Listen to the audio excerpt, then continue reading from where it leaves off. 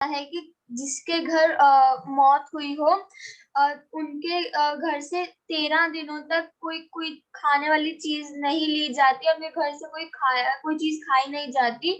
इसलिए लोगों की ये मानना था कि अभी उनके बेटे को मरे 13 दिन भी नहीं हुए थे, और ये दूसरों को खरबूजे खिलाकर उनका धर्म नष्ट करने लगी हुई थी।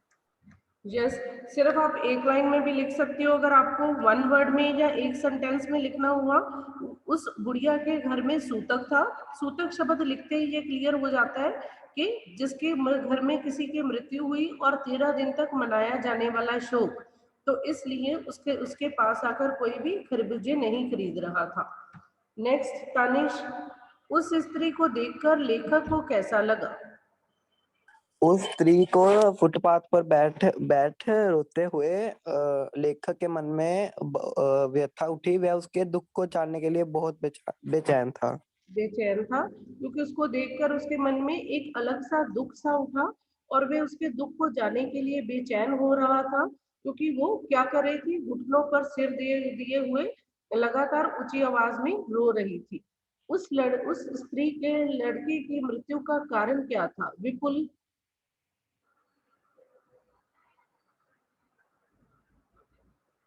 बेटा विपुल।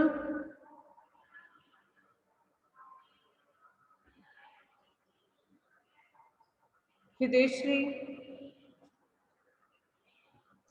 Yes, good morning ma'am. Morning बेटा। लड़की गीली मिट्टी पर एक सांप पर पैर रखने के कारण उसको सांप ने डस लिया था, जिसके कारण पूरा जहर उसके बदन में फैल गया था, और और बुढ़िया ने डॉक्टर को ना बुलाकर एक तांत्रिक को बुलाया, जिससे उसका इलाज ना हो सका, इसलिए उसकी मृत्यु हो गई। गुड बच्चे। बेटा आपको मौखिक में क्वेश्चन बार बार कह रही हूँ, ये हमने लिखने नहीं कॉपी पर समझ आने चाहिए। इनसे रिलेटेड अगर 3 मार्क्स में कोई क्वेश्चन आ जाता है तो इसी को आप डिटेल दे दोगे 3 मार्क्स के अकॉर्डिंग। बुढ़िया को कोई भी उधार क्यों नहीं देता था? हर्षुख।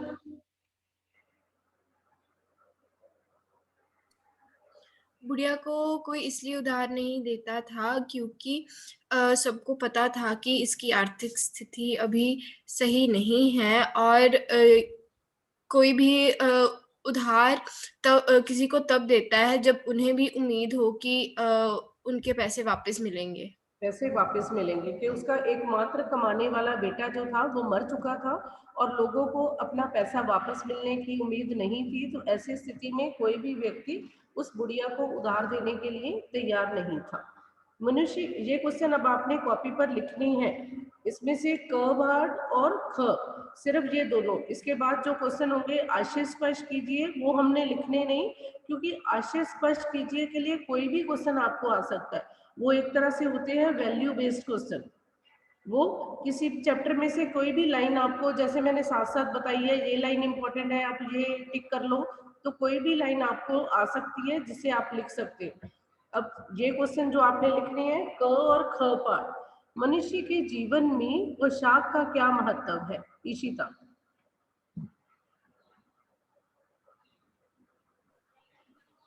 मैम, मनुष्य के जीवन में लोग एक दूसरे की पोशाक को देखते हुए ही उसका समाज में दर्जा व अधिकार का पता लगाते हैं। उसका वो उच्च वर्ग या निम्न वर्ग से है, वो भी उसी से पता लगता है। यस, इसमें आपने 25-30 शब्द, इसका मतलब है आपने 2-3 लाइनों में लिखना है, और जो 50-60 वर्ड है वो 5-6 लाइनों में। मनुष्य का जीवन में पोशाक का एक अलग महत्व है। समाज में मनुष्य को पोशाक जो है एक वर्ग में बांट देती है कि वह उच्च वर्ग से संबंध रखता है या निम्न वर्ग से संबंध रखता है। समाज में उसका दर्जा जो है वो निश्चित करती है। इसी के साथ पोशाक मनुष्य के लिए सम्मान और अड़चन का कार्य, कि समाज में उसके लिए कभी कभी बंधन या अड़चन या कभी कभी सम्मान का कारण भी बन जाती है। अब पोशाक हमारे लिए कब बंधन और अड़चन बन जाती है? परनीत। चाहत।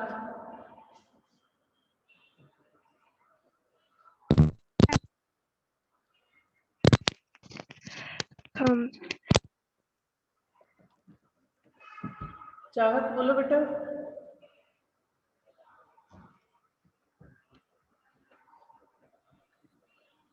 लावण्या।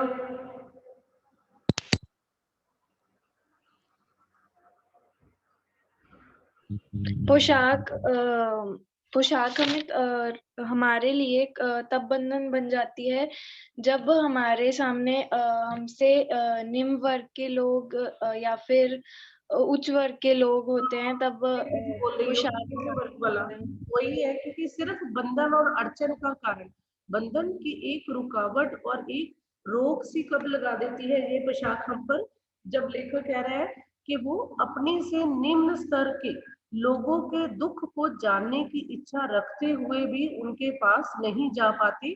तो यही पोशाक हमारे लिए एक बंधन और अड़चन। अब लेखक ने एक सम्राट व्यक्ति जैसे कपड़े पहने हुए थे, पर वो चाहते हुए भी उस बुढ़िया के दुख को जानने के लिए उसके पास नहीं जा सका, उसकी मदद करने की इच्छा रखते हुए भी मन में उसकी मदद नहीं कर सका, और अंत में इसी बेचैनी से वो वहां से चला जाता है। तो क्या बताना चाहता है वो हमें कि इस समाज में, क्योंकि अगर वो उसके पास जाकर उसके दुख जानने की कोशिश करता, उसकी मदद करने की इच्छा रखता, तो आसपास के लोग जो अभी उसके बारे में बातें कर रहे थे, हो सकता है लेखक के बारे में भी बातें करने लग जाते। तो इसलिए पोशाक हमारे लिए बंधन और रुकावट तब बनती है जब हम अपने से निम्न स्तर के लोगों के दुख को जानना चाहते हुए भी, ये दुख को जानना चाहते हैं पर जानना चाहते हुए भी उनके पास जाकर उनका दुख नहीं जान पाते, तो ये पोशाक हमारे लिए बंधन, अड़चन या रुकावट बन जाती है। अब लेखक उस स्त्री के रोने का कारण क्यों नहीं जान पाया? क्या कारण था इसके पीछे? क्या रीजन था कि वो चाहता था कि उसके रोने का कारण वो उससे भी जाकर पूछ सकता था, पर वो क्यों उसके रोने का कारण नहीं जान पाया? अभी जो हमने क्वेश्चन किया है उसी को आपने बस वर्डिंग अलग करनी है। यस, हैंड रेज करो कोई भी स्टूडेंट जिसको क्लियर है।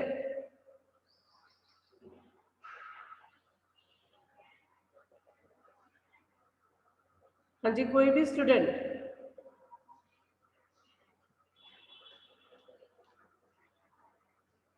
यस, चाहत। मैम, लेखक को स्त्री को देखकर उसके मन में व्यथा सी उठी, लेकिन वह उसके पास जाकर उससे उसकी परेशानी नहीं पूछ सकता था क्योंकि उसकी पोशाक उसके लिए एक रुकावट बन चुकी थी। तो उसे लोगों से उसकी व्यथा के बारे में पता चला। अब वही जो हमने पहले किया वही आंसर आपने, उसकी पोशाक उसके लिए एक रुकावट बन चुकी थी। वेरी गुड बेटा, क्योंकि वो क्यों नहीं उसके रोने का कारण जान पाया? पोशाक उसके लिए एक अड़चन बनी हुई थी और वो चाहते हुए भी उसके पास जाकर उसके रोने का कारण नहीं जान पाए। पहला आंसर साथ में रिलेट करते हुए लिखोगे तभी आंसर थोड़ा सा एक्सप्लेन होगा। भगवाना अपने परिवार का निर्वाह गुजारा कैसे करता था? वो अपने परिवार को चलाने के लिए क्या काम करता था? इशिता, परनीत।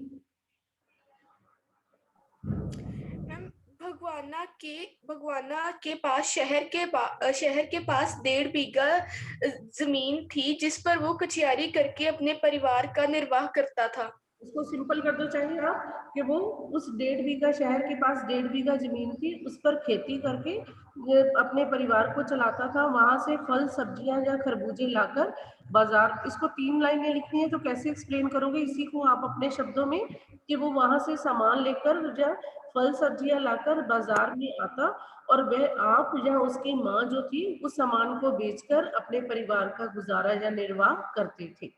लड़के की मृत्यु के दूसरे ही दिन बुढ़िया खरबूजे बेचने क्यों चल पड़ी? क्या रीजन था? इशिता बोलो। यस मैम, लड़के की मृत्यु के दूसरे ही दिन बुढ़िया खरबूजे बेचने इसलिए चल पड़ी क्योंकि लड़के को बचाने के लिए माँ ने ओझा तांत्रिक लिख दो। ओझा को दान दक्षिणा के रूप में घर का सारा जो खाना था वो उसे दे दिया था। उनके पास खाने का कुछ भी नहीं था, उनकी बहू भी बीमार थी और उनके घर में बच्चों को भूख भी लगी थी, तो उनके पास बिल्कुल पैसे भी नहीं थे। तो पैसे कमाने के लिए वे अगले दिन खरबूजे बेचने के लिए आई थी। यस, क्योंकि उसने ओझा को या तांत्रिक को जो भी घर में दाल चावल थे, अनाज था, वो दे दिया, और बुढ़िया की बहू जो थी वो बुखार से पूरी तरह तप रही थी और बच्चे भूख से तड़प रहे थे। तो ऐसी स्थिति में उनको खरबूजे ना खिला सकने के कारण वो कुछ सामान लेने के लिए या अपना घर चलाने के लिए अगले ही दिन सामान बेचने के लिए बाजार में आ गई। बुढ़िया के दुख को देखकर लेखक को अपने पड़ोस की सम्राट महिला की याद क्यों आई? दोनों में एक सिमिलैरिटी थी। कौन सी सिमिलैरिटी थी दोनों में? सेम। यस बेटा, और कोई स्टूडेंट?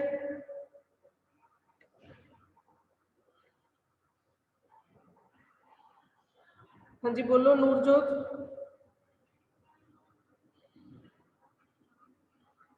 बुढ़िया के दुख को देखकर लेखक को अपने पड़ोस की सम्राट महिला की याद आ गई, क्योंकि जब वह उसके बारे में सोच रहा था तो उसे लगा कि जो महिला सम्राट थी उसके पास धन दौलत सब था, उसके दुख में सब अपना दुख मना रहे थे, उसको दुख प्रकट करने का पूरा अधिकार था। पर जब एक निर्धन औरत अपना दुख मनाना चाह रही थी, अपनी सहूलियतें पूरी करना चाह रही थी, पर लोगों को ये मंजूर नहीं था और लोग उसकी बुराई करने लग पड़े, जिससे ये पता चला कि जिन लोगों के पास धन नहीं उन्हें दुख प्रकट करने का अधिकार नहीं।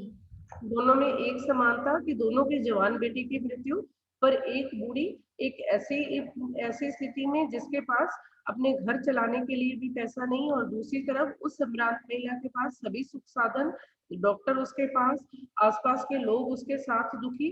तो इन दोनों को याद करके बुढ़िया जो था वो बुढ़िया के दुख का लेखक जो था वो अनुमान या अंदाजा लगा रहा था।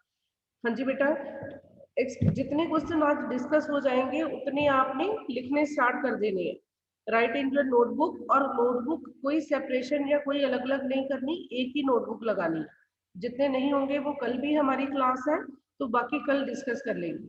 अब सबसे पहला क्वेश्चन, बाजार के लोग खरबूजे बेचने वाली स्त्री के बारे में क्या क्या कह रहे थे? 3 तरह की राय। सबसे पहले लोग क्या बात करते हैं कि ये बेहया है, इसको शर्म नहीं, इसके लिए कोई रिश्ते नाते कुछ नहीं, और ये अपना सामान बेचने के लिए बाजार में आ चुकी है, इसके लिए धन ही मायने रखता है। दूसरी तरह के लोग जो ये कह रहे हैं कि ये दूसरों का धर्म ईमान बिगाड़ रही है, कि इसके घर में सूतक है फिर भी ये सामान बेचने के लिए आ गई, तो इसको दूसरे के धर्म ईमान को बिगाड़ने का कारण।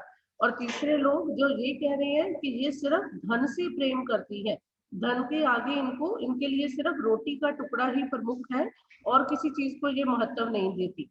अपने शब्दों में लिखो इन तीनों